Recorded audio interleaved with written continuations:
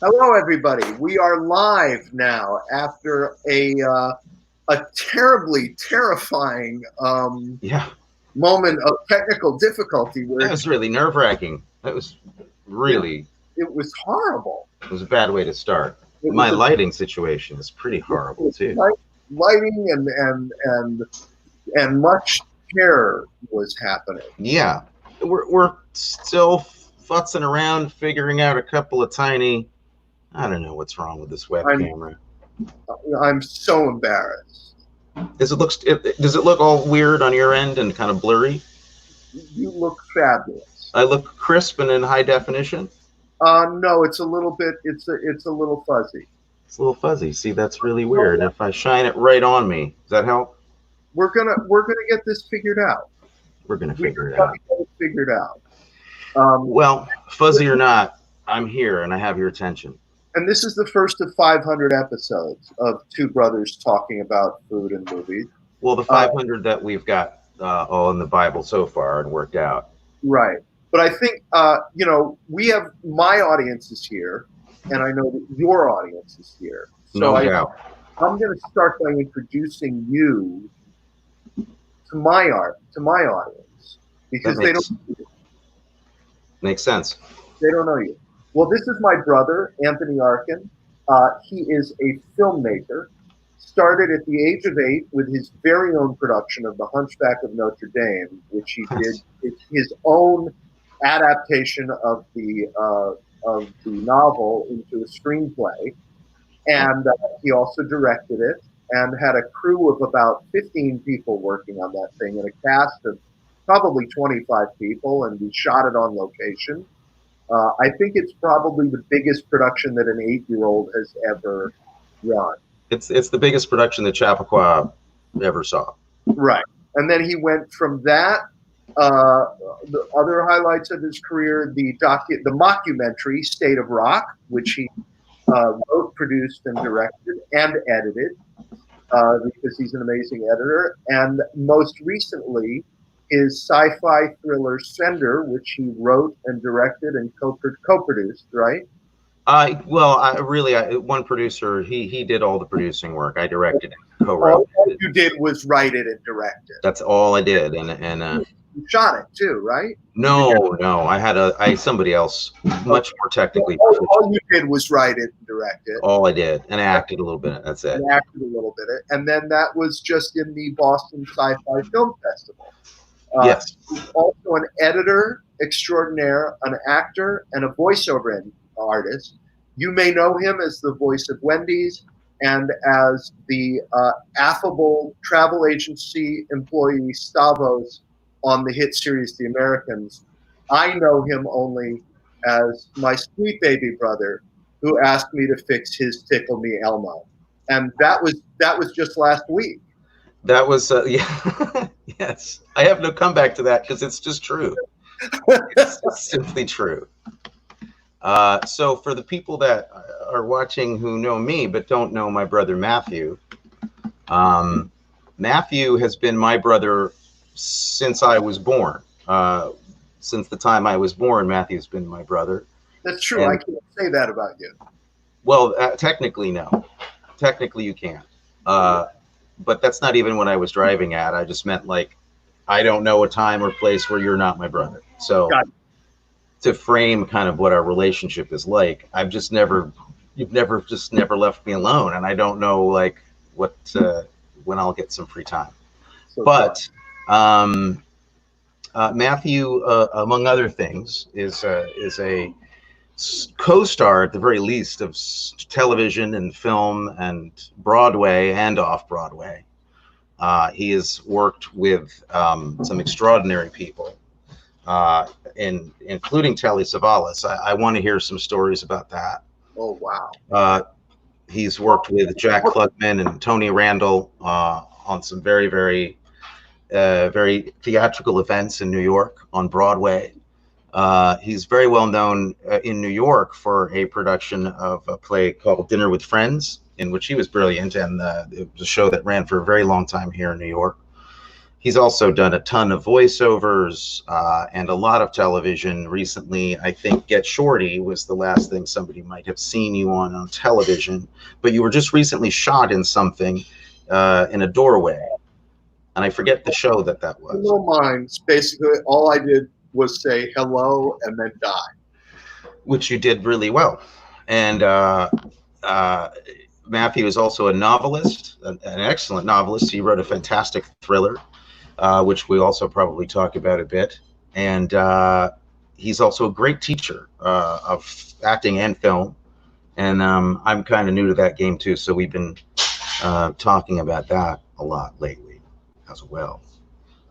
Are you drinking any beer or anything during this? Are you? I don't know the YouTube rules about having a beer live on television. I don't want to. I would love to have a beer. I think we need to find out about that. If there's anybody out there watching who can go online and do some research for us and let us know whether we're allowed to have beers, we'd certainly be. That would be helpful. I also, I forgot to mention that you are an acting teacher as well with your amazing wife, Amelia Campbell, who's also an incredible actor, and you teach both privately and at Pace University. Yes, and at Primary Stages ESPA in the city. That's right. Yeah. My friend Sid is telling us that we can drink. Are you absolutely positive we don't want to get arrested or banned from YouTube, Sid? He says that he has researched it. I'm fairly certain that if you put a beer or something like that into a glass, it wouldn't be. Who would know? Okay. Well, then what we have to do is we have to come up with something to do. I have to come up with something to do while you go and get something. Mm-hmm. So I can entertain people, and then you have to entertain them while I go get something, and then. But it's worth sticking around because as soon as we come back with our beverages, we are going to start talking about Misery, our own, and the movie. Mm-hmm. Mostly our own. Yeah.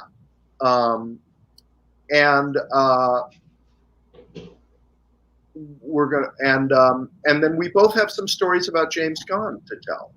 We do. Kind of funny. And maybe Rob Reiner as well. Maybe. My friend Sid not is promising anything. Don't show the label. Thank you. That makes a lot of sense. That's what you do if you were shooting a movie. You would just wouldn't show the label. So you go get something. I will answer questions from the audience while you go get something, and I'll be back in a jiffy. All right. So my friend, while Tony's going and getting his beer, my friend Joe Brancato, who used to run Penguin Stage Rep. Penguin Stage, is that correct, Joe? An amazing director. And he is mentioning that Tony is a terrific stage actor as well. He is. He was in the wonderful play Waverly Gallery, and he was in a play at, oh my goodness, I'm forgetting the name of the play that my father wrote. Well, I hope that wasn't as long as it felt. It felt like that took forever. It did. Joe Brancato is saying, drink, get arrested, it will raise the series profile. I've always said, that the bad publicity is better than the good publicity, right? Can you see the chat scrolling by on the screen there? I can see Joe Brancato said that. Okay, so you talk to the people and answer questions while I go pour myself a beer. All right, fantastic. All right. I'm misspelling imbibing at this very moment. Imbibing. I am drinking. That's probably what I should say. This is very awkward. I've never really been staring at an audience of either Joe and I don't even know how to tell how many people might be here. Somebody else was recommending that we start drinking, which was great. Very good idea. And then Joe also felt that I should start drinking. So far, that's 2 votes for drinking, and no dissenting opinions on that so far at all that I can see. I'm back, and what I'm doing is I am not showing the label, and I'm drinking it out of a coffee mug. That's got to be safe, right? Well, you own the rights to that, so And you're not going to get in trouble. A novel coffee mug. So, okay. Misery. Well, yeah. Did you have a preamble about it? Because I have a starter question. Okay, go. Let's say Misery, James Caan, Kathy Bates.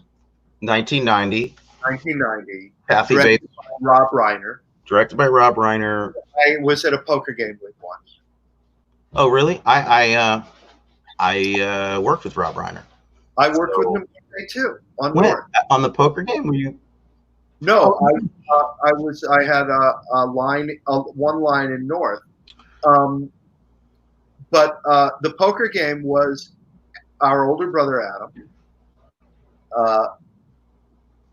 Rob Reiner, Billy Crystal, Chris Guest, and Bruno Kirby. Oh, it's like that kind of a poker. I did not say a word. I was 18. I just graduated from high school, and I was visiting Adam. Right. And he brought me to this poker game, and I sat there with my mouth shut the entire evening, trying not to mess myself. That's a tough room. That's a really, really tough room. Yeah. I haven't been at a poker table that tough in a while. Joe Brancato has a question. What was the title of the play you did with your dad, Promenade? That was called Power Plays. Power Plays. There we go. Oh, you don't have to type it back. Oh, I don't. That's right. But he typed it. I'm getting used to this. He's hearing you. Yes, Power Plays. Yeah. Written by him and Elaine May. Elaine May. Yeah. Okay, so you had some lead off for Misery. Well, I mean, my main question is, well, you actually picked the film, and it was pretty immediate. We thought about doing this, and we were like, well, what movie would we see? And you said, the first thing you said was Misery. Yeah. And it's not a very nobody talks about it much anymore. It's still, people like it, but was it just a joke on the title? Everything is miserable now, and we're going to be in misery and talking to each other and trying to get people to watch us talking. It's miserable. Is that what it was? No, I don't. It wasn't conscious that way, but I think psychologically it's really interesting that right now, I've essentially been alone in an apartment. I am James Caan in that movie. Yeah. Minus the broken legs and Kathy Bates. Right. But I am trapped in an apartment and trying to write the sequel to my novel. And I'm miserable. It's not a big surprise, really, then when you think about it. Because it's not like for years and years and years I've been saying to myself, oh my God, I have to see Misery. No, and you've never mentioned it to me before, and we've never talked about it, as a movie, and so But I think it was a perfect pick, actually, because it's something everybody knows, but they don't really remember maybe very clearly. Well, and the minute I posted that that's what we were going to be talking about, people, the first comment I got was somebody, my cousin Peter Birkenhead, also a brilliant actor, an amazing writer, immediately posted, "You dirty bird." Yeah. Oh, I had several people talk about The Penguin, which was my friend Trish was like, I used to run around the house when I was a little girl saying The Penguin was facing the wrong way, and my friend Don always says cock-a-doodle something. I mean, it's it's kind of seeped into the culture a little bit, I got really worried that was a mistake. That what was it? The penguin being put down. I was like, if that was just a continuity mistake, I'm gonna kill somebody. That would be a nightmare. So you picked Misery, a movie I hadn't seen it since it came out, and that's obviously dating myself because the movie came out in what 1956, which put me at about I don't know 25 when I saw it. It it it it wasn't something that really resonated. I mean, I liked it, but at that time in 1990, popular Hollywood movies kind of took over everybody. There weren't that many of them like there are now. It felt like you every season you had your one big movie. Right. Misery had its moment where everybody talked about it. Everybody was talking about the hobbling scene, which we'll discuss, and it was kind of just in the air for a while. And then I hadn't seen it since 1990. So I literally hadn't thought of seeing it. I have one observation about the film from a filmmaking. Well, I have several observations from a filmmaking standpoint, but I think that movie uses cross-cutting more than any film I've ever seen in my entire life.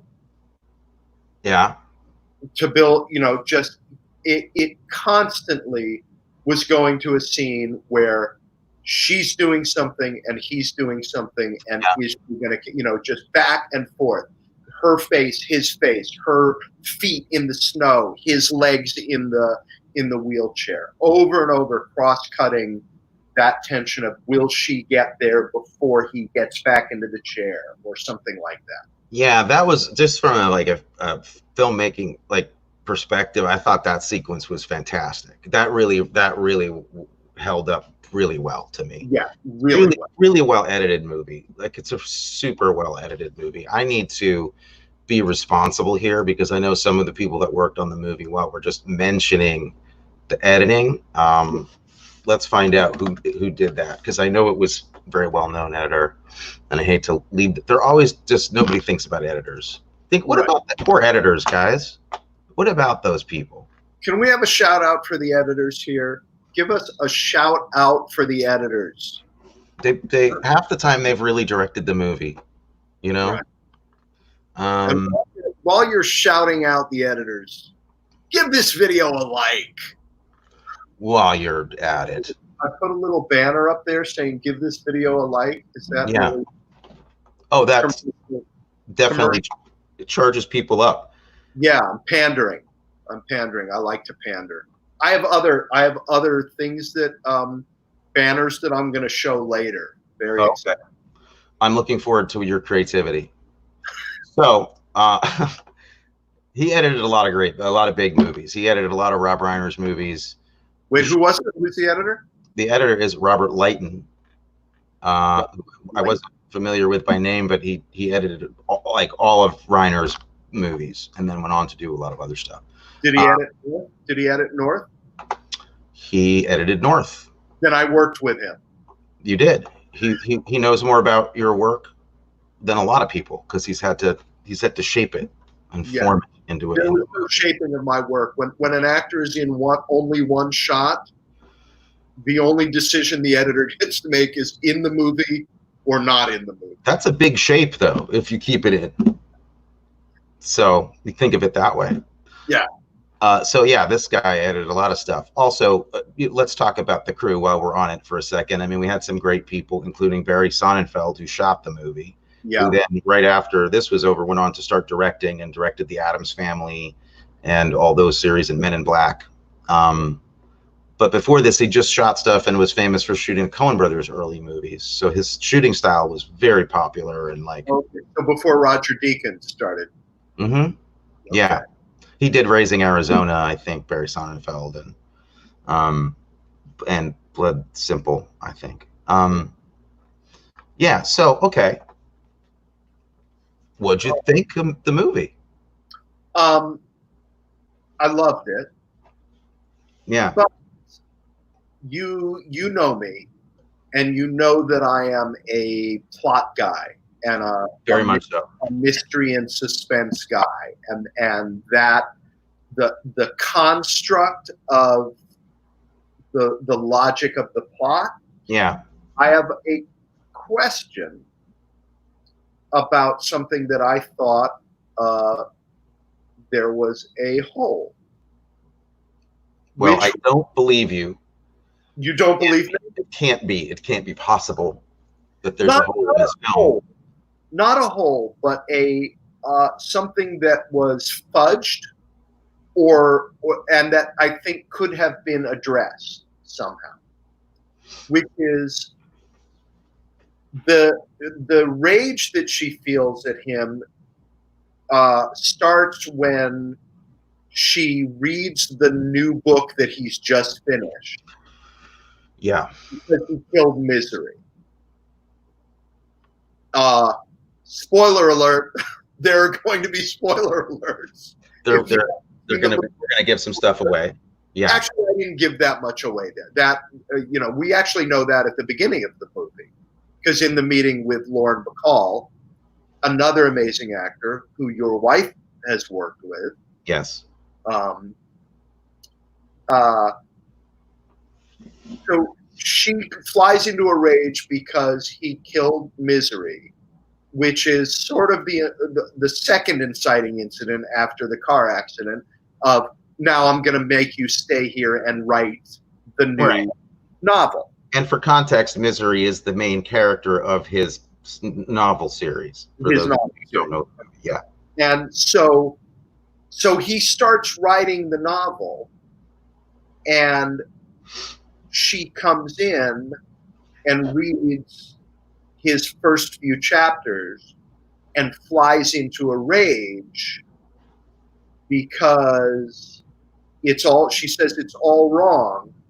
It has to start when Misery is buried in the ground, and you have to explain why she's not actually dead. But if she burned that book and it never came out, then that book isn't part of the canon that he has to fix. I think, though, that okay, if that's the way it is, then you're right. That's a big hole. But I think unless in that novel, that manuscript that he has in the beginning is not a Misery book. She doesn't like that manuscript because it's not a Misery book, and because it's filthy and he uses bad language in it. That's why she doesn't like that original manuscript. And that doesn't even have Misery in it. That's his breakout novel. That's the one that's going to change his whole career, because he's finally breaking out. He's killed Misery, and that book is just going to come out. So he's finished writing Misery. So when does she, then how does she find out about him killing Misery? She buys the book. It comes out while he's in the bed. I'm wrong. You were technically wrong, but I was completely wrong. There's not a ton of clarity, and it starts to. I mean, we could probably blame Stephen King on some of these things. You know what? We have to start the show over again, because I'm embarrassed now. Welcome to. I personally would like to keep the show going with this already kind of established. That I don't know what I'm talking about.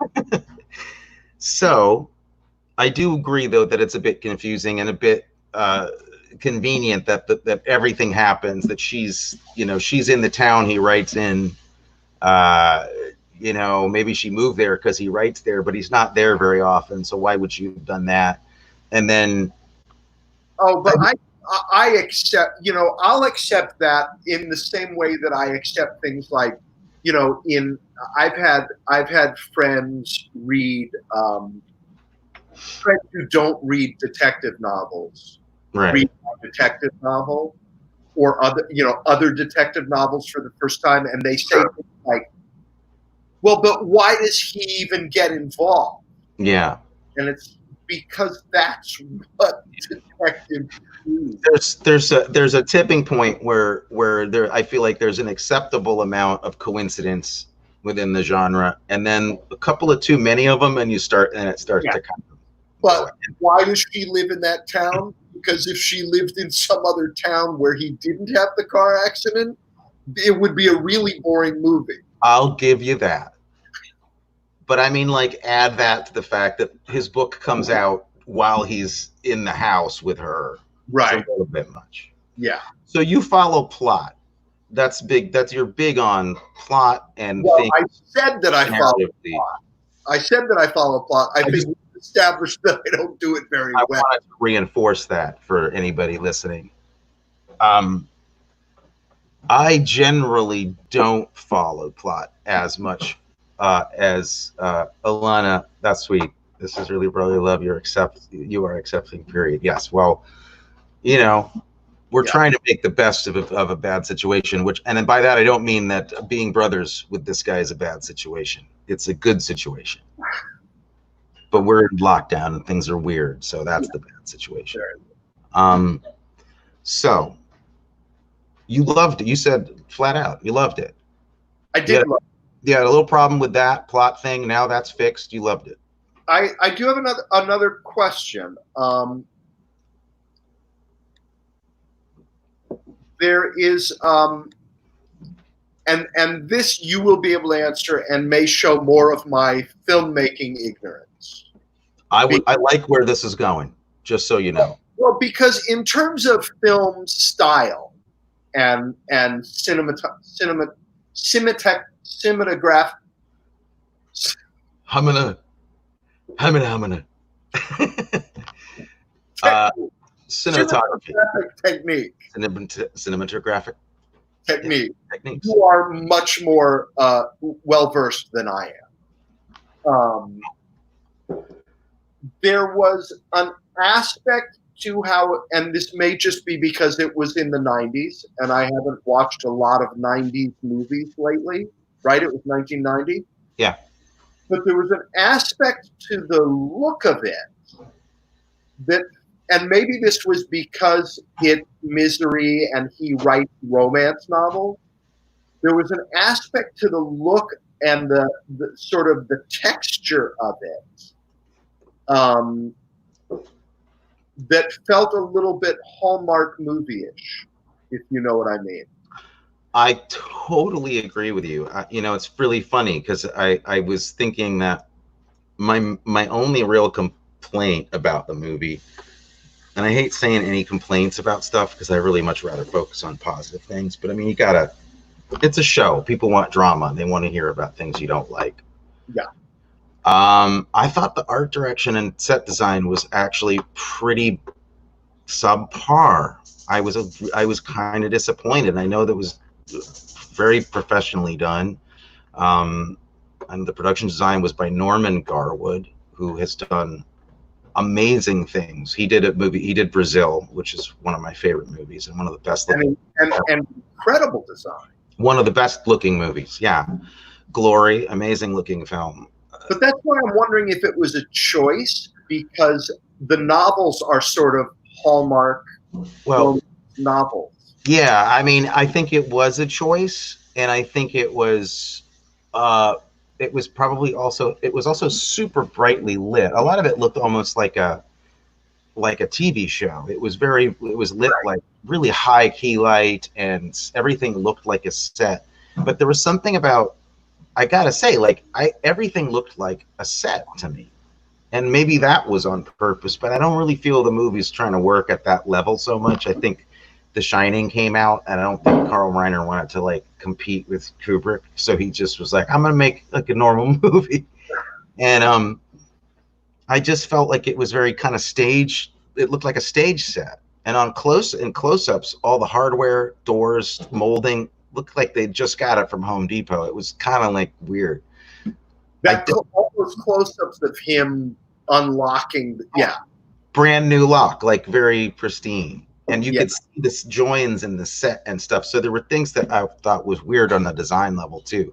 Sonnenfeld lit it. I think it was too bright. I think he put too much light on it. I think they were trying to be ironic about it's a horror movie, but it's brightly lit, kind of like The Shining. But I think it could have had a little more depth, menace to it. If maybe it had been a little bit more realistic, and it wasn't just because it was the '90s. I mean, it was shot on film. It's technically very beautiful, like it's beautifully shot, really. But to me, it was a little out of keeping with what I was hoping for the movie. Okay. What did you what did the movie, when you were watching it, make you want to eat? Because this is called Two Brothers Talk About Food and Movies, and we haven't talked about food at all. And then we do have to circle back and tell some James Caan stories. Yeah. Nothing to do with Misery, but we did have some interesting intersections with James Caan.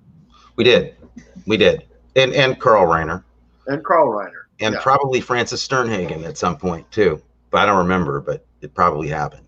I went on a date with Francis. That's a whole other thing. No. Okay, that's a different podcast. That's an After Hours podcast. Yeah. So okay. The big question is, like, everybody's going to ask, like, it's going to be a burning question on everybody's minds. Are we talking about pairing food in movies? Is that the point? No. Right. No. I think we should explain how this podcast, the origin story of the podcast, is that during the pandemic, one of the things that has gotten me through has been Zoom calls with you. Yeah, right back at you. Where we're just checking in with each other to make sure that we're okay. Because New York is spiking, LA is spiking, right. You're alone, are you, how's mom? What's it, there's been a lot of taking care of each other. Sure. But after that 30 seconds of taking care of each other, it has devolved into, you know what I made yesterday?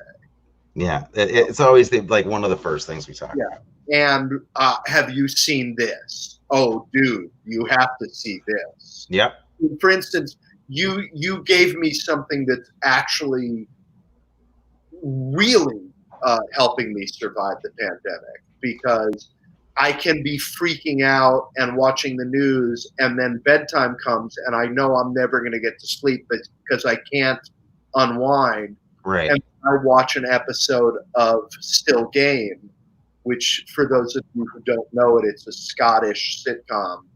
And it is so heartwarming and silly and hostile and stupid and about people with tiny little meaningless lives and how meaningful those can be, that 1.5 hour episode of that helps me get to sleep. Yeah. So our conversations have just always circled around food and movies. Yeah. For all our lives. Really.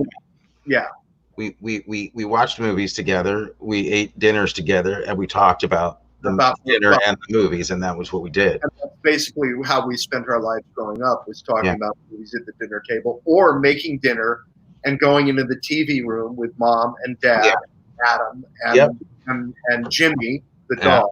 Jimmy the dog, who was a gift from James Caan.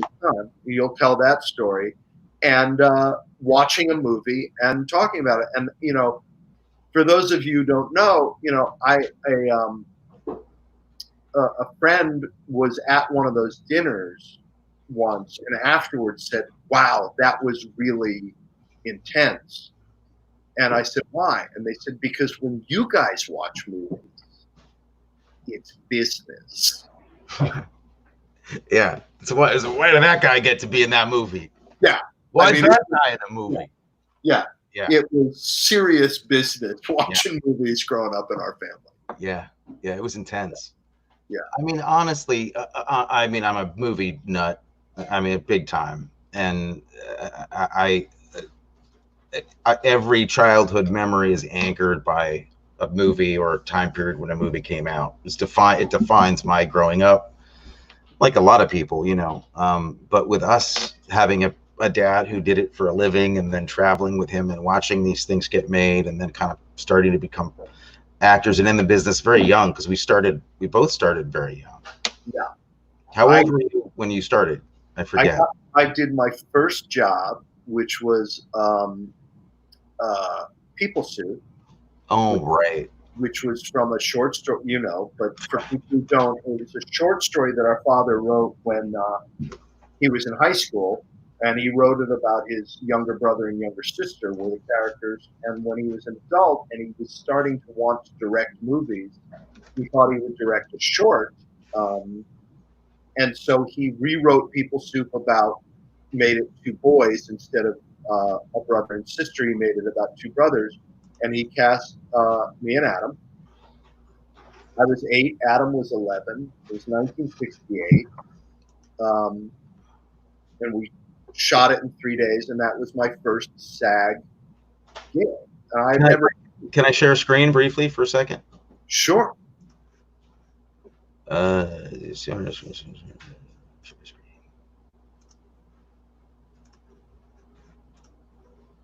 Can you see that?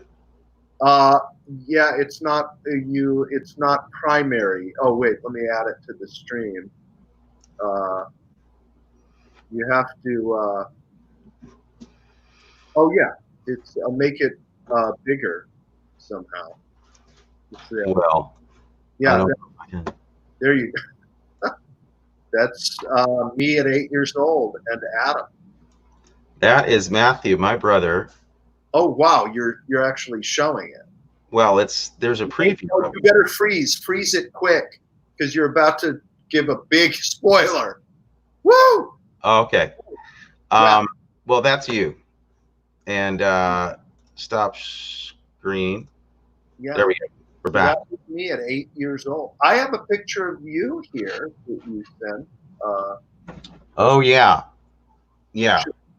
Should we share that? Well, sure. Why not? Or later. Let's do it. Let's wrap up why we're talking about Jimmy Caan. Okay, talking about Jimmy Caan. Oh wait, no, not this is a different one. So we'll come back. Right. So screen share. We want to start with. There we go.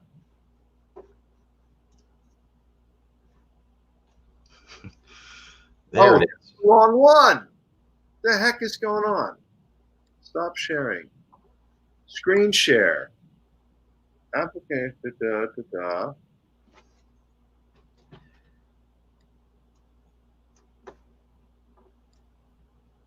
Come on, you bastard. What are you seeing? I'm seeing the right one. Okay. So, yeah, I see us little thumbnails and I see the picture. So yeah. So that's, what's going on here? Wow. I think you're being auctioned off for a very rare dish served in certain restaurants. It looks like Dad lost a bet to Jimmy Caan. And they get me over. That's you and Jimmy. All this is probably slightly confusing. The backstory is our dad, who's holding me in this picture. I'm a little kid, obviously, because this is obviously in the 70s. I'm not that old. So that's James Caan and my dad, and the owner of a very famous at the time restaurant in San Francisco. And they were making a film together, and they used to go to that restaurant every week and have a big meal with the whole production and stuff. There's a meal that I remember from there. We'll keep going. The duck in paper thing that everybody talks about? Melon. There's a melon. It's okay. It's okay, man. Melon. That looked like a whole melon that had been roasted. And it's like, a melon.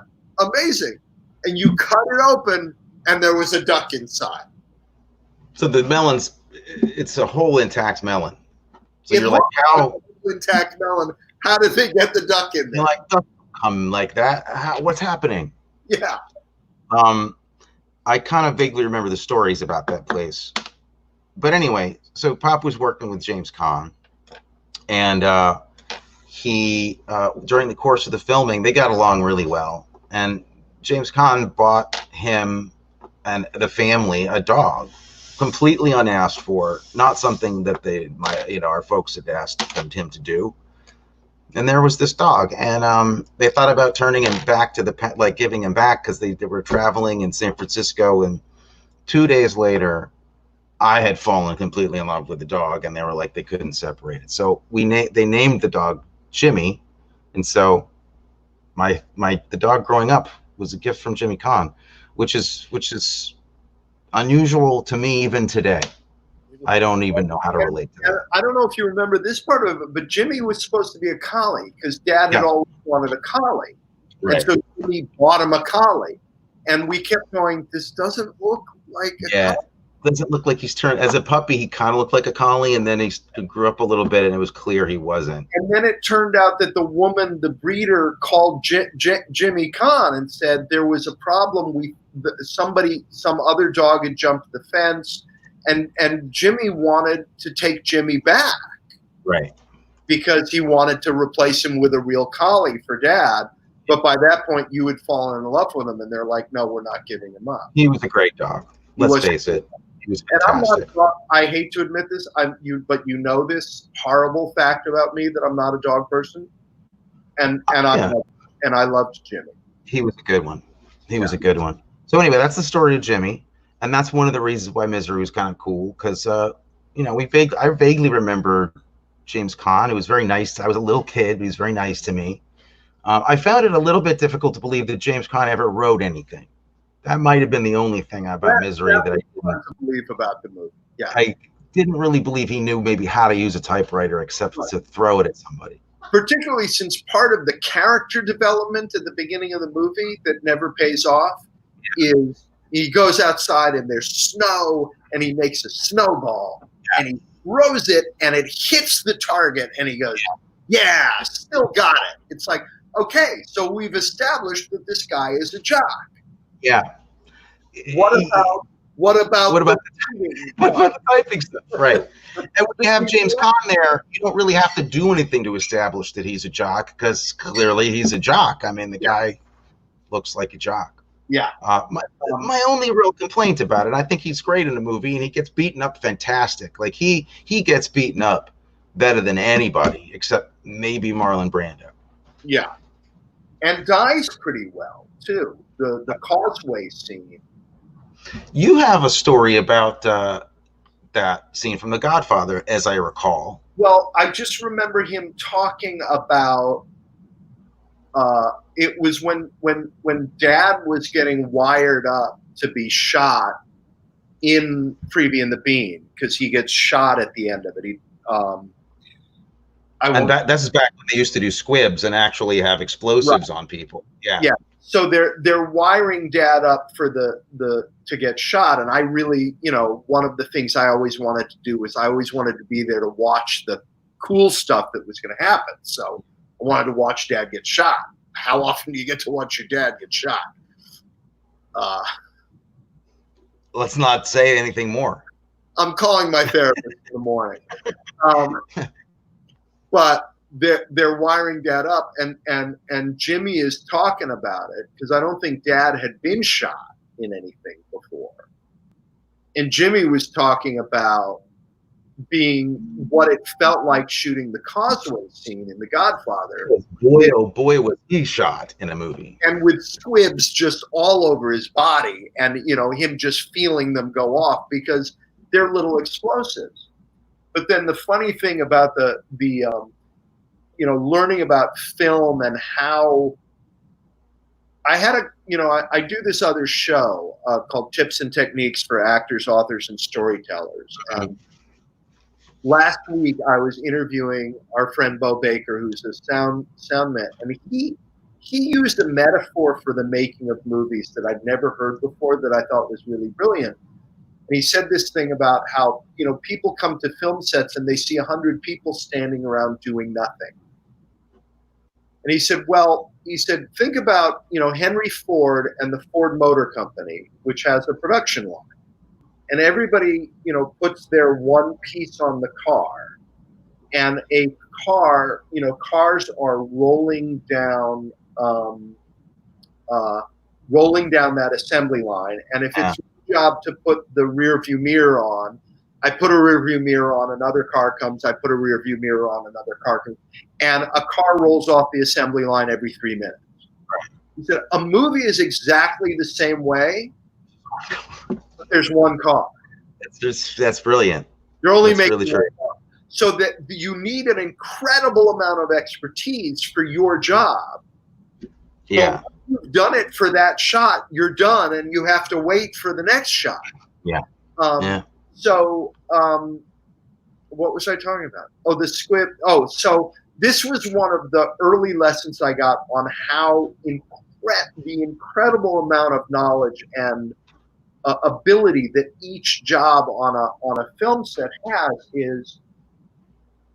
I sat in the makeup trailer, the special effects and wardrobe trailer, watching Dad get squibbed up, and they put an undershirt on him, they put padding, they put the metal plate, they put the squib, they run the wire, they put the blood pack over the squib, they put the shirt and tie on, right?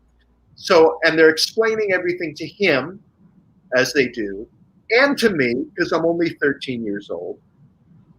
And we go out, and the shot is set up, and the cameras start to roll, and Dad and Jimmy come screeching up in their car.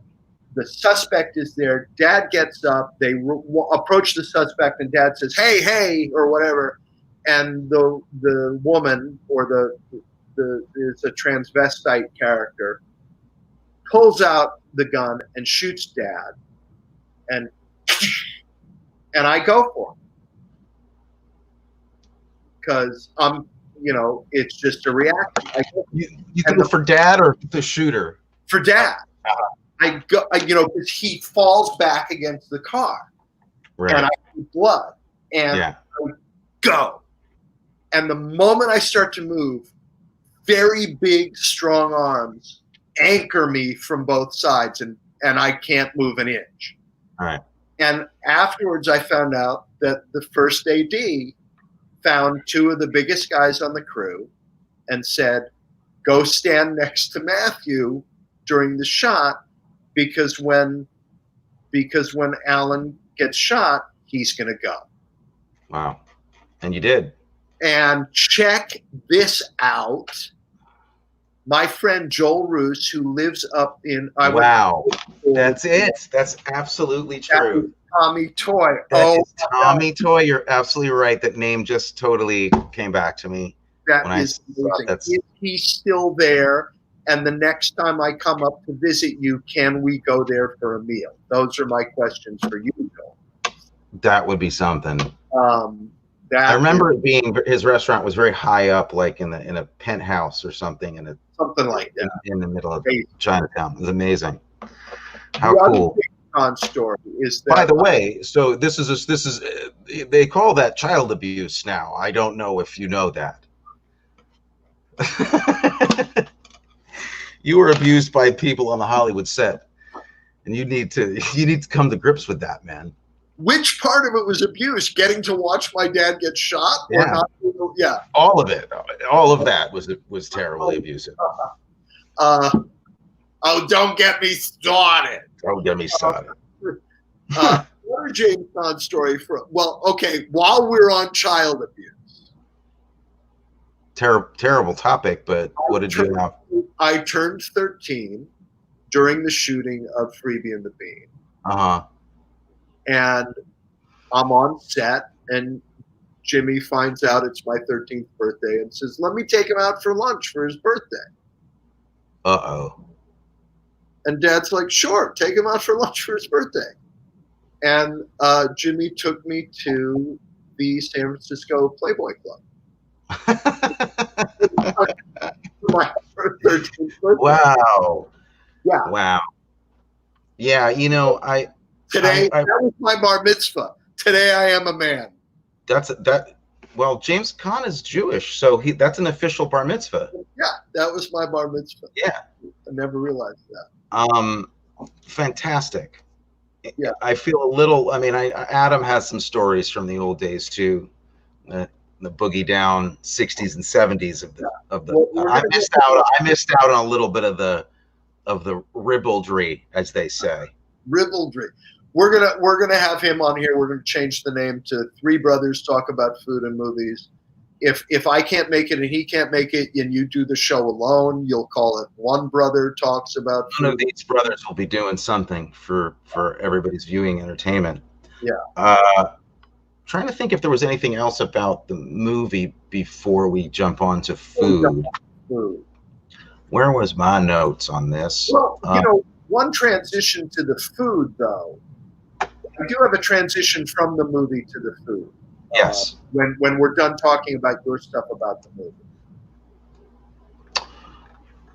Not for nothing, William Goldman. Very, very tight, fun script. Definitely the best.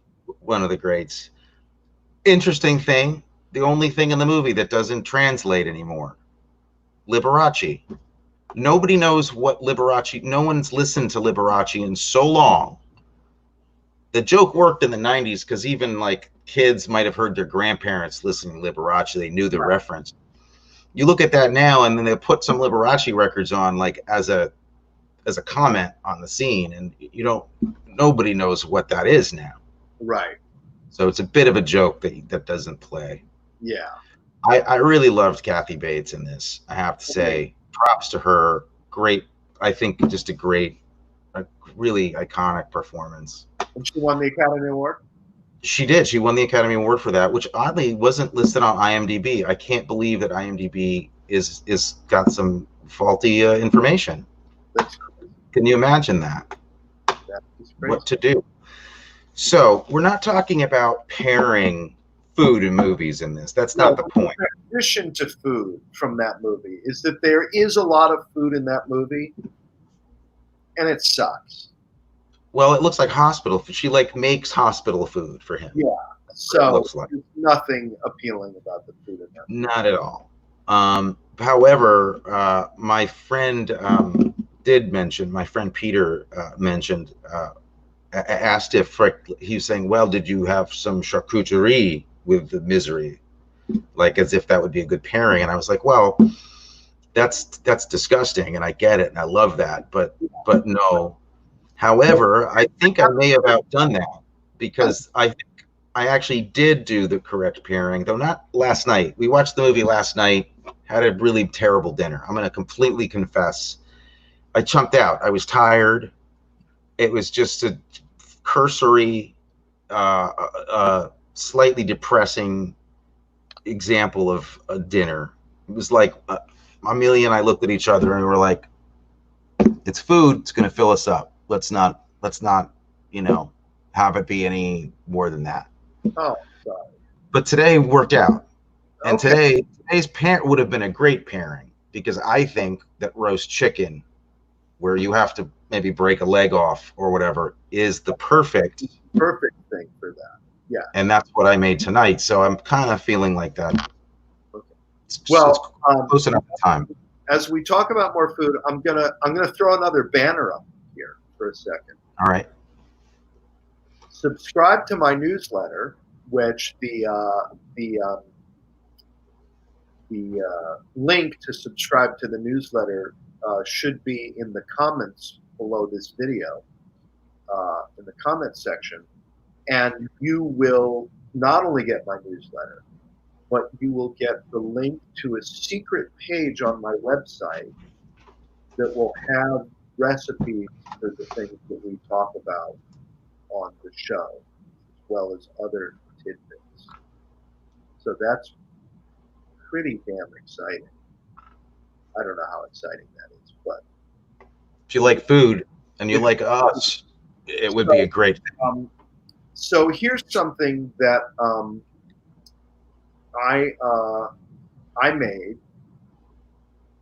I don't know if I ever spoke to you about this.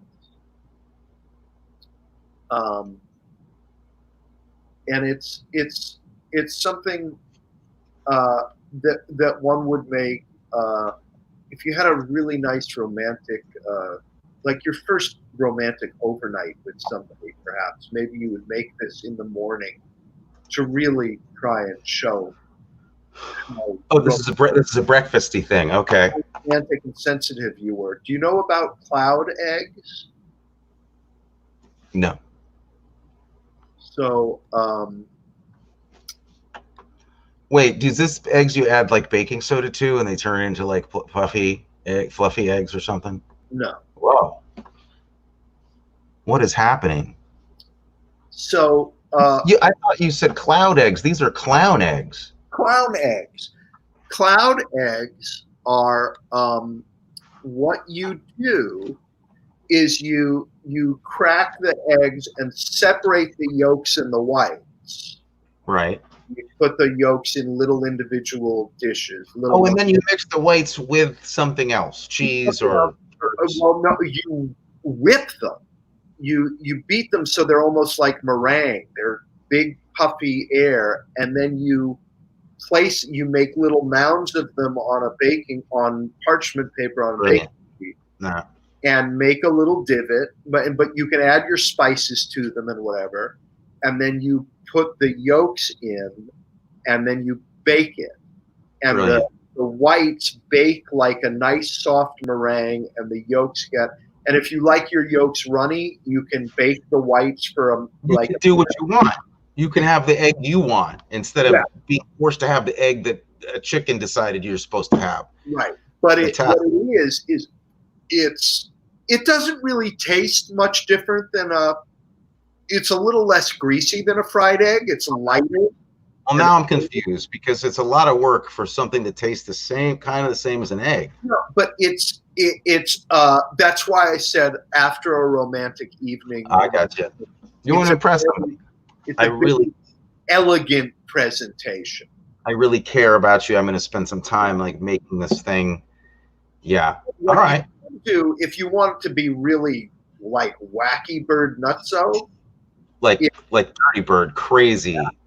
If you get some really amazing bread and toast it lightly, and maybe put a little prosciutto and cheese, a little prosciutto and cheese on there, and throw it under the grill, under the boiler, right? And then put the cloud eggs on top of that. Go kill yourself. You have a little caponata on the side, maybe? Yeah, Dad would say, walk away. Walk away. Get out of here. He'd say that too. Get out of here. Yeah, that sounds pretty fantastic. You have been focused seemingly on breakfast things for a while. When we talk about food, you've been like, oh, I made a breakfast, like a bread, jalapeno bread, breakfast bread, and I made you made a lot of breakfast stuff.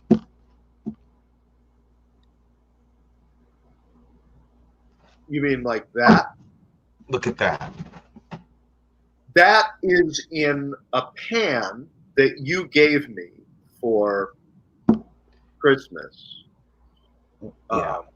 We can't really talk about food anymore without talking about cast iron. It's become obsessional. You gave me that pan, and that is jalapeno, green chili cheddar beer bread made in the iron pan, and it's well done.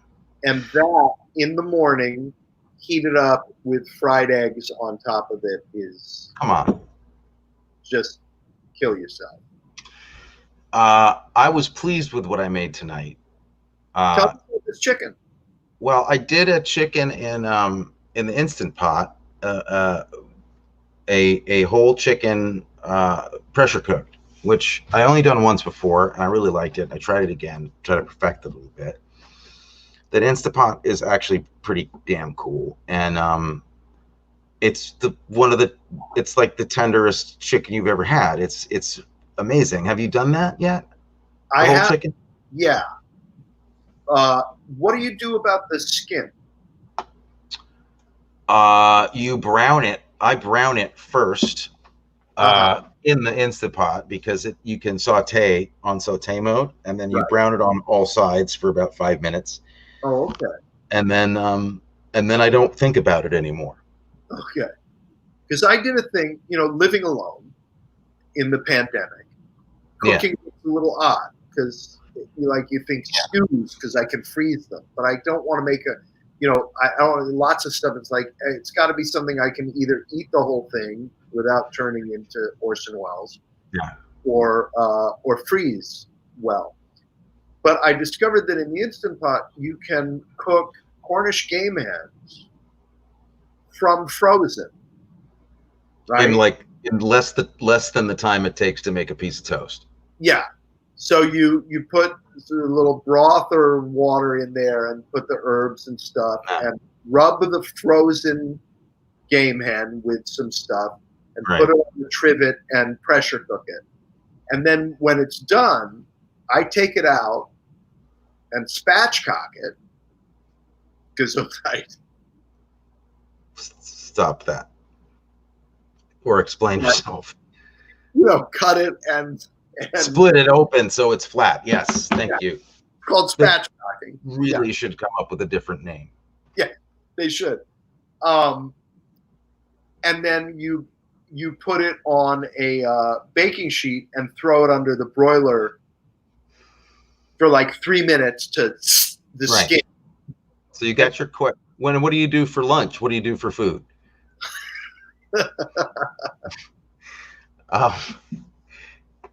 I am going to share, if I can screen share. You screen shared very elegantly, I must say.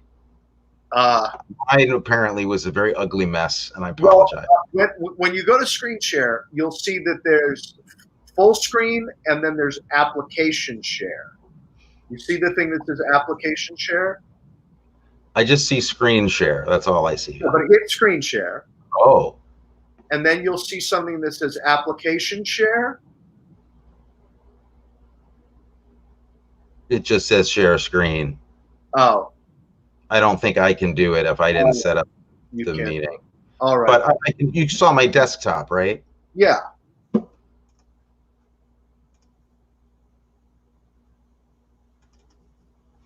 Wait, share screen. It all went mad. Okay, I'm sharing. You see that? Oh yeah. So this is something I wanted to make for a while, and wait, I have to add it to the stream. There we go. It's in the stream now. What is that? That is what the recipe calls cooked to death vegetables. And I saw this recipe and I was like, I gotta try this out. This sounds very death metal, and I love that. So it's cooked to death vegetables. That is Jacinto kale, is that how you pronounce it? Dinosaur kale and celery. And the idea is that you take a Dutch oven or a cast iron skillet with a top on it, and you cook this stuff: olive oil, garlic, red pepper flakes, salt, on the lowest heat that you can do for like 2 hours, and it just turns into like another thing, and flavors that weren't there before start to come up. It's fantastic. Highly recommend that. Wow. So that was good. I'll show you. I'll pull up another picture of the whole shebang. I won't bore everybody with minute details, but all right, here's the whole plated dinner.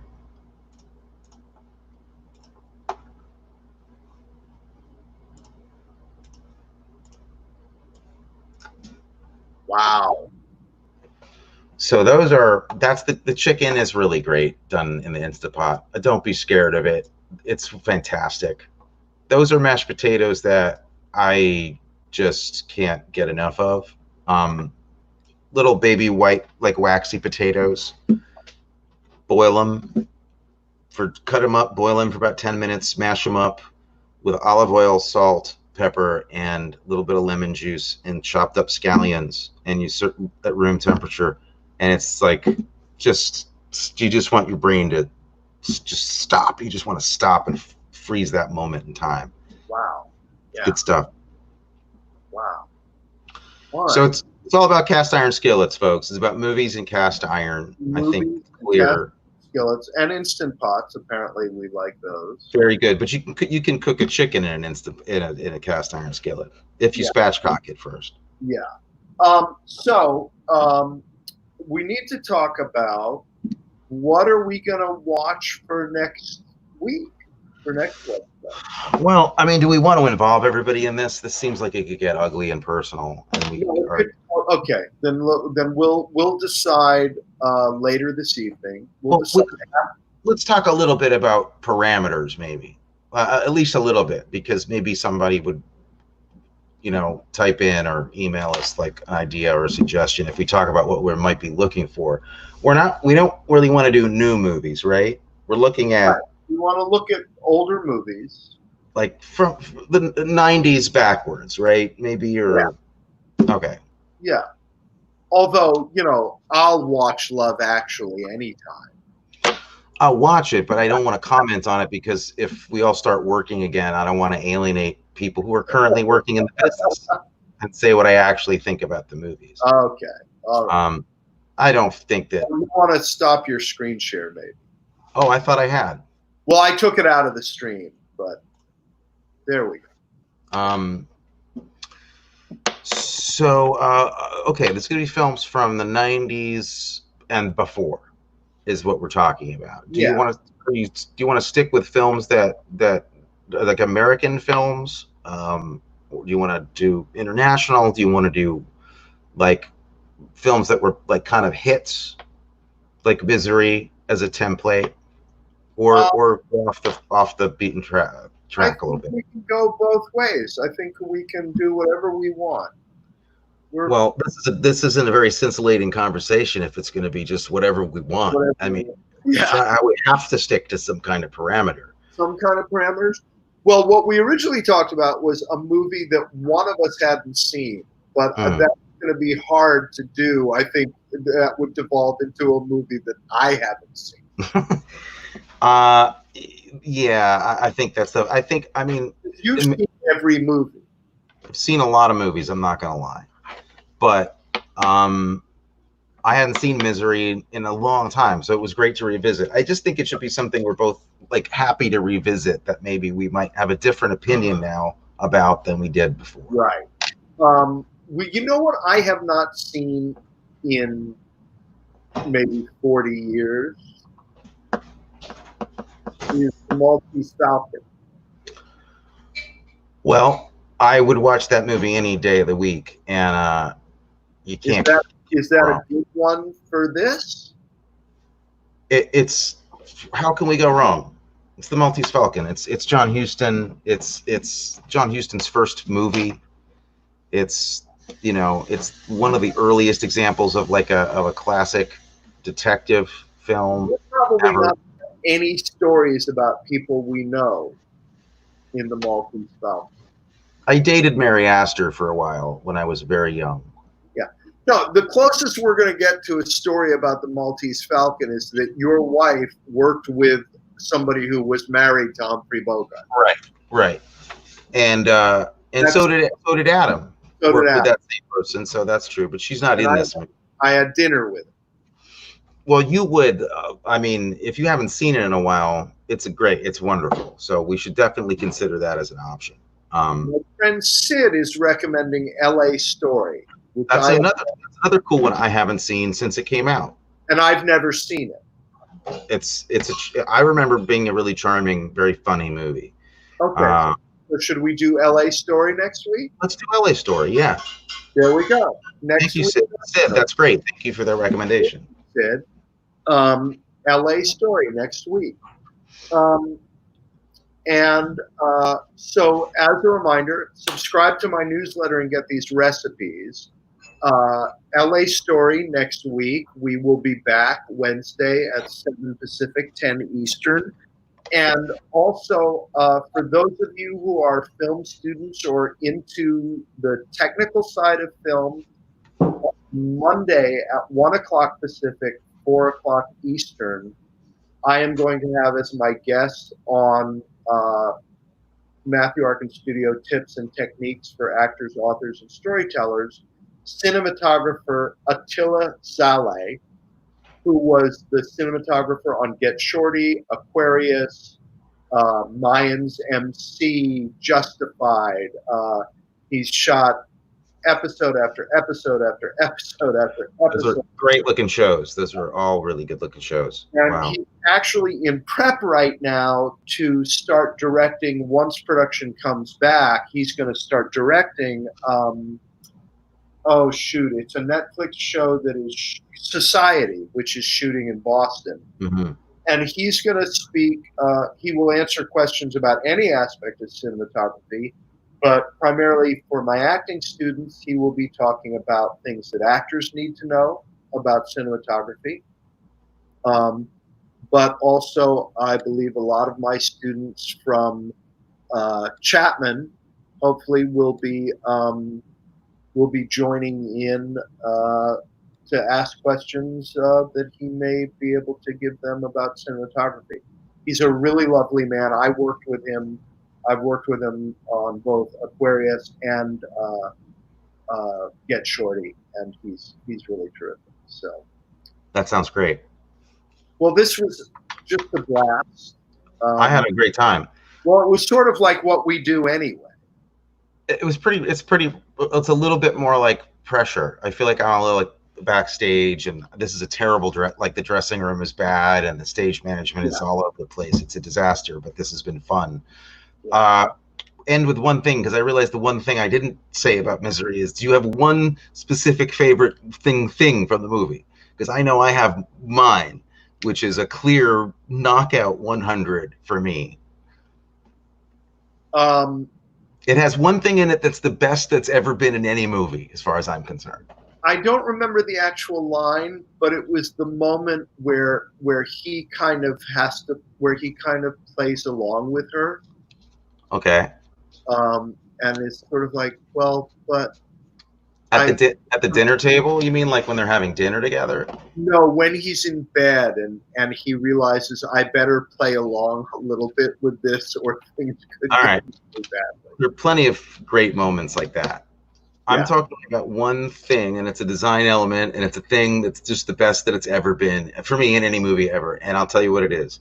It's his book jacket author photograph.